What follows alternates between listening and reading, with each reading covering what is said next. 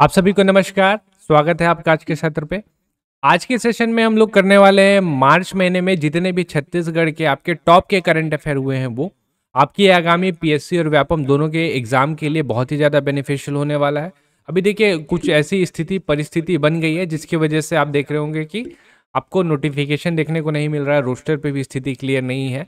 लेकिन आपको फिर भी अपने प्रिपरेशन को कम नहीं रखना है, प्रिपरेशन कंटिन्यू रखिए। करंट अफेयर या जो भी आपके अभी अपडेटेड जैसे इकोनॉमिक सर्वे आया हुआ है वो सारी चीज़ों को आप अभी करते चलिए, क्योंकि जब अगले महीने के बाद आपका आचार संहिता लग जाना तो उससे पहले नोटिफिकेशन डेफिनेटली निकलेगा। तो अगर आपने इसको अभी तैयार करके नहीं रखा हुआ है ना, तो उसके बाद जब आपका आचार संहिता के बाद जब आपका एग्जाम धड़ल्ले से होना शुरू होगा ना, तो उस समय पे आपको समस्या का सामना करना पड़ सकता है। तो अभी जितने करंट अफेयर हैं, इकोनॉमिक सर्वे है आपका, ऊपर से बजट है, ये सारी चीज़ों को आप करते चलिए। और नए जिले बने हैं तो नए जिले की वजह से बहुत सारी चीज़ों पे बदलाव आया हुआ है, तो वह सारी चीज़ों को भी साथ में करते चलिएगा। उस सब चीज़ को भी आप करते चलेंगे तो आपका एग्जाम पे आपको उसका बेनिफिट देखने को मिलेगा। आज के सेशन में हम लोग करने वाले हैं छत्तीसगढ़ का मार्च महीने का सिर्फ इंपॉर्टेंट करंट अफेयर होने वाला है। अगर आपने न्यूज़पेपर फॉलो किया हुआ है या किसी चैनल को फॉलो किए हैं तो इस एमसीक्यूज को ट्राई करके जरूर देखिएगा। ये एमसीक्यूज के क्वेश्चन अगर आपसे बन रहे हैं मतलब आपका करंट अफेयर कहीं ना कहीं काफ़ी अच्छा चल रहा है। तो हम लोग शुरू करेंगे।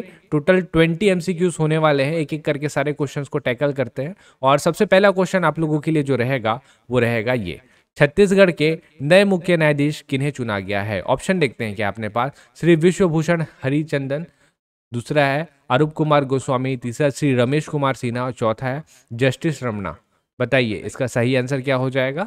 इसका जो सही आंसर है वो हो जाएगा आपका option number C, Ramesh Kumar Sinha ji हो जाएंगे इसके सही आंसर। और कौन से क्रमांक के हैं पूछ सकता है, तो ये हो जा रहे हैं हमारे 15वें क्रमांक के। अब 15वां, इससे पहले हमारे अरूप कुमार गोस्वामी जी थे जो 14th क्रमांक के थे, तो दोनों को ध्यान रखिएगा। व्यापम क्या करता है ना, आपका ये जो क्रमांक है उससे क्वेश्चन बनाता है, तो ये क्वेश्चन को भी आपको टैकल करते चलना है। हाल ही में किस ऑनलाइन प्लेटफॉर्म के जरिए छत्तीसगढ़ में जमीन से संबंधित रिकॉर्ड प्राप्त किया जा पाएगा? Bhoomi online platform, Bhuiya online platform, Prabhat online platform या इनमें से कोई नहीं? सही आंसर है इसका option number B. Option number B, Bhuiya online platform. इसको ध्यान रखिएगा। देखिए 2 साल से पहले मतलब 2 साल तक के जो रिकॉर्ड है, पिछले 2 साल तक के जो भी रिकॉर्ड है वो आपको इस भूइया ऑनलाइन प्लेटफॉर्म पे प्रोवाइड हो जाएंगे। तो इसको यूज करिए, भूमि से संबंधित जो भी चीजें आपको पता करनी है उससे चीजें इंफॉर्मेशन निकालने के लिए। अगला, हाल ही में भूपेश बघेल द्वारा एक अथक जन नेता, एक किताब है एक अथक जन नेता, किताब का विमोचन किया गया, वो किन के जीवन से संबंधित है? तो बताइए सही आंसर क्या हो जाएगा इसका? इसका सही आंसर, ऑप्शन देखते हैं पहले। मंत्री अजीत जोगी जी, पूर्व मंत्री सत्यनारायण शर्मा, मंत्री रामसेवक पैकरा जी है या मंत्री उमेश पटेल जी हैं? तो हमारे ये जो सही आंसर है वो हो जाएगा आपका ऑप्शन नंबर बी, पूर्व मंत्री सत्य नारायण शर्मा जी। इनको आपने पढ़ा होगा, पहला मंत्रिमंडल, वहां पे इनकी अहम भूमिका थी। अगला, छत्तीसगढ़ में ऑटो एक्सपो 2023 कहाँ आयोजित किया गया है? दुर्ग, बिलासपुर, रायपुर या कोरबा? तो इसका जो सही आंसर है, आपको मैंने इसको पहले भी कराया हुआ है, आपका रायपुर पे ये आयोजित किया गया है। और ये अभी थोड़ा विवाद में भी था, इस वजह से भी इसको हम लोग को देखना पड़ेगा। ये था आपका 24 मार्च को शुरू हुआ था और अभी लास्ट आपका 5 अप्रैल 2023 इसके बीच में हुआ था। और ये जो था ना, प्रेजेंट किया गया था राडा, फुल फॉर्म याद रखिएगा, RADA, राडा, रायपुर ऑटोमोबाइल डीलर्स एसोसिएशन। देखिए इसमें एक घोषणा हुई थी हमारे माननीय मुख्यमंत्री भूपेश बघेल जी के द्वारा कि यहाँ पे कोई भी अगर ऑटो एक्सपो पे कार वगैरह खरीद रहा है या ऑटो खरीद रहा है तो इस जगह पे उनको जो रहेगा 50% जो रहेगा रोड टैक्स रहेगा माफ हो जाएगा। तो इस वाले घोषणा के बाद इस पे बिक्री और ज़्यादा शुरू हुई। लेकिन अभी हमारे जो हाई कोर्ट है उसने इस पे स्टे लगा दिया, तो इसके बाद ये जो था चर्चा में आ गया था। तो इस वजह से इस मुद्दे को आपको ध्यान रखना है, कहाँ हुआ था, कब से कब तक हुआ था और ऑर्गेनाइज कौन करवाया था। अगला, इस वर्ष भोरमदेव महोत्सव 2023 कौन से क्रमांक का उत्सव होगा? 25वां, 26वां, 27वां या 28वां? तो कुछ बहुत ही महत्वपूर्ण उत्सव हमारे पास होते हैं। भोरमदेव हो गया, रायगढ़ वाला चक्रधर उत्सव हो गया, तो ये सारा चीज़ आपको पता होना चाहिए और उसका क्रम आपको पता होना चाहिए। तो ये है आपका पांचवा का ऑप्शन नंबर सी 27वें क्रमांक का है। ये हुआ था आपका कब से कब, 19 से 20 मार्च, 19 से 20 मार्च को इसका आयोजन किया गया था। हाल ही में पद्मश्री से सम्मानित उषा बारले जी का संबंध किस क्षेत्र से है? पंडवानी, काष्ठकला, संगीत या चित्रकला? सही आंसर बताइए। उषा बारले जी, इनका फोटो जो था वो वायरल हो गया था, आपने भी देखा होगा। तो ये जो है हमारी पंडवानी कलाकार हैं, ये यहाँ से संबंधित है। ठीक है, तो अगर हम लोग बात करें कि इस साल कितने लोगों को पद्मश्री मिला है, छत्तीसगढ़ के कितने विभूति हैं जिनको पद्मश्री मिला है, तो वो है आपके टोटल 3 लोग, जिसमें से पहली है हमारी उषा बारले जी और 2 लोग और हैं। एक है हमारे डोमर सिंह, एक तो ये हो गई। दूसरे नंबर पे आ जाएंगे हमारे डोमर सिंह और तीसरे नंबर पे आ जाएंगे, वो आ जाएंगे हमारे अजय कुमार मंडावी जी, अजय मंडावी जी। तो ये जरूर देखिएगा कि ये कौन कौन से क्षेत्र से संबंध रखते हैं। ये क्वेश्चन क्योंकि आपका पूछता है, ठीक है, कि ये जो है पद्मश्री से सम्मानित जो व्यक्ति है वो कौन से क्षेत्र से संबंधित रखते हैं। आने वाले एग्जाम में डेफिनेटली यहाँ से क्वेश्चन आएगा। छत्तीसगढ़ में मुख्यमंत्री वृक्ष संपदा योजना का शुभारंभ कब से किया गया? 20 मार्च, 21 मार्च, 30 मार्च या 31 मार्च? सही आंसर क्या होगा?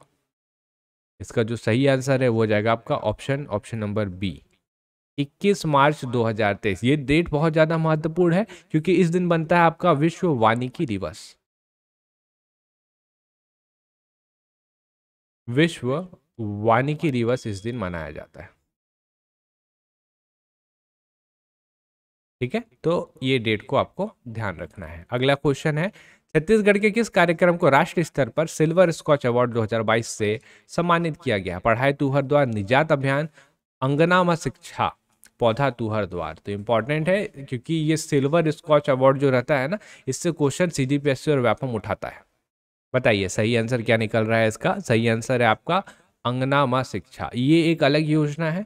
अब देखिए ये क्या है, इस पे हमने को क्या करना है। अंगना माँ शिक्षा जो है कि सरकारी योजना है, तो समझ में आएगी अपने को। तो इसमें क्या करेंगे हम लोग, जो भारत के ग्रामीण क्षेत्र हैं वहाँ पे हम लोग जाएंगे और माताएं और जो बच्चे हैं वहाँ के, उनके शिक्षा संबंधी मुद्दों का संभालने का एक प्रयास करेंगे। ठीक है, हम लोग कोशिश करेंगे कि इस योजना के तहत ग्रामीण क्षेत्र में शिक्षा केंद्र स्थापित किए जाए जहाँ पे बच्चों को शिक्षा, पोषण और स्वास्थ्य सेवाएं प्रदान की जाए। तो ये अंगना माँ शिक्षा आपका महत्वपूर्ण हो जाता है। ठीक है, बच्चे और साथ में माताएं, आपको मेन 3 चीज के ऊपर फोकस करना है। वो है आपका शिक्षा के ऊपर तो हम लोग करेंगे ही फोकस।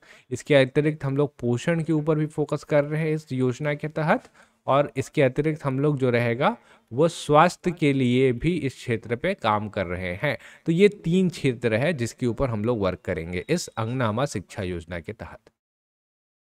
छत्तीसगढ़ में ग्रामीण परिवारों को सामाजिक आर्थिक सर्वेक्षण कब से प्रारंभ किया जा रहा है? 31 मार्च 2023, 1 अप्रैल 2023, 15 अप्रैल 2023 या 1 जून 2023? तो अभी ये शुरू हो चुका है। आप अगर हल्का सा अपडेटेड होंगे तो आपको पता होगा कि 1 अप्रैल 2023 इसका सही आंसर है। अगला, छत्तीसगढ़ सरकार द्वारा छत्तीसगढ़ के किस खिलाड़ी को उप पुलिस अधीक्षक बनाने का निर्णय लिया गया है? डायरेक्ट डीएसपी पे पोस्टिंग, आप इतने उत्कृष्ट रहिए कि आपको डायरेक्ट स्पोर्ट्स में इतने उत्कृष्ट रहिए कि डायरेक्ट आपको डीएसपी में भी पोस्टिंग मिल जाए। आकर्षि कश्यप, किरण अग्रवाल, ईशान भटनागर या अश्वनी सिंह? हमारे अभी नंबर 1 प्लेयर हैं छत्तीसगढ़ के बैडमिंटन, आकर्षि कश्यप। तो इनको जो है डायरेक्ट उप पुलिस अधीक्षक बनाने का निर्णय लिया गया है। इन्होंने कॉमनवेल्थ गेम्स में सिल्वर मेडल जीता हुआ है और बड़ा नाम है, आपको आगे चल के और बड़े लेवल पे ये खेलती दिखेंगी। आकर्षि कश्यप, नाम याद रखिएगा।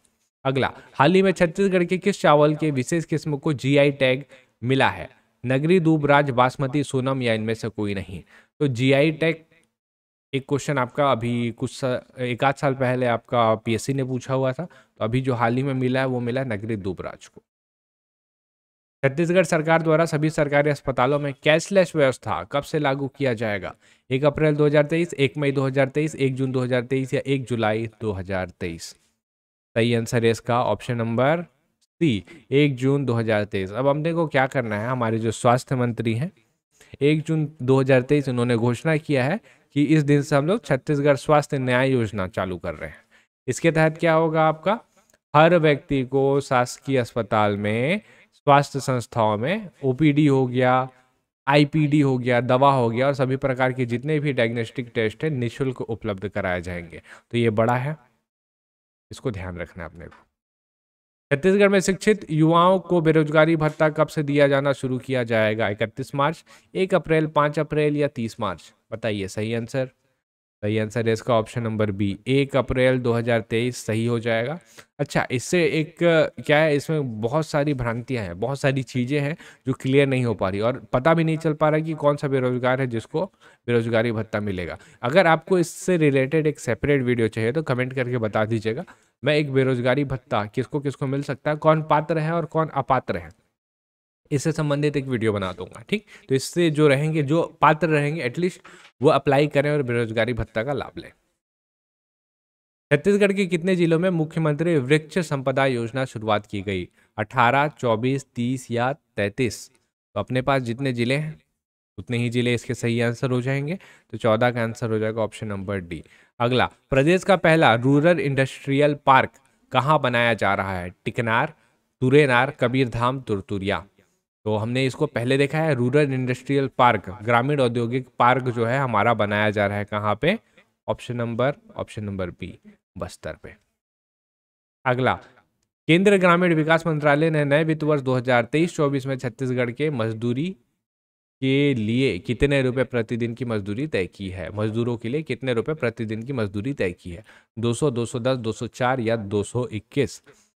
पहले जो था उससे अब थोड़ा सा बढ़ा है, 221 हो गया है। पहले जो था ना वो था आपका 204। तो कितने का इंक्रीमेंट हुआ है इसको भी जरूर ध्यान रखिएगा। प्रदेश के किस जिले में पहला जिला अस्पताल जहां एमआरआई जांच की सुविधा की गई है? रायपुर, बिलासपुर, दुर्ग या कांकेर? तो देखिए, ऐसे क्वेश्चन का अमूमन आप आंसर देखेंगे तो रायपुर निकल के ही आता है, लेकिन इसका आंसर जो है आपका ऑप्शन नंबर डी, कांकेर है। तो कांकेर के जो जिला अस्पताल है वहाँ 6 करोड़ 49 लाख आसपास का कुछ है, तो इसके लागत से एक एमआरआई मशीन स्थापित की गई है।